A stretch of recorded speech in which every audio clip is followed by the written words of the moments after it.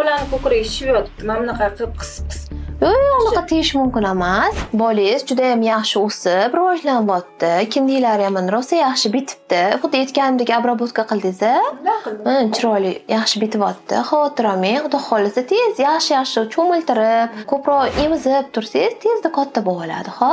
Xavotir olmang, rosa yaxshi o'sib rivojlanyapti. Doktor, bu metdilar-da, bolani ko'kragi shishib yotibdi. Mana bunaqa qilib qisib Yo'q, unaqa teyish mumkin emas. Yo'q, bu o'z normal holat hisoblanadi. Bu chaqaloqlarning mastopatiyasi deyiladi. Normada bu bo'ladigan jarayon xuddi shishib turganga o'xshaydi. Oldin shu buvlarimiz siqishgan, lekin bu juda ham kuchli og'riq beradi. Shuning uchun chaqaloqlarga umuman siqish mumkin emas. Nimaga? Unda organizmda qanaqa holat yuzaga keladi? Ya'ni chaqaloqlarda jigar fermentlari hali yaxshi shakllanmagan, jigar o'z faoliyatini hali to'liq yo'lga qo'yib olmagan.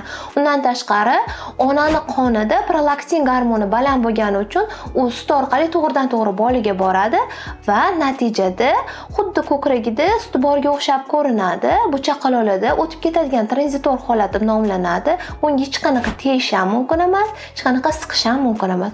Bu o'zi o'tib ketadi. Umuman tegmang, ha? Xo'p bo'ladi. Rahmat. Sog' bo'ling, ha.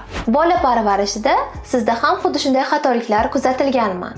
Agar shunday holatlar yuzaga kelgan bo'lsa, izohlarda o'z fikringizni yozib qoldiring.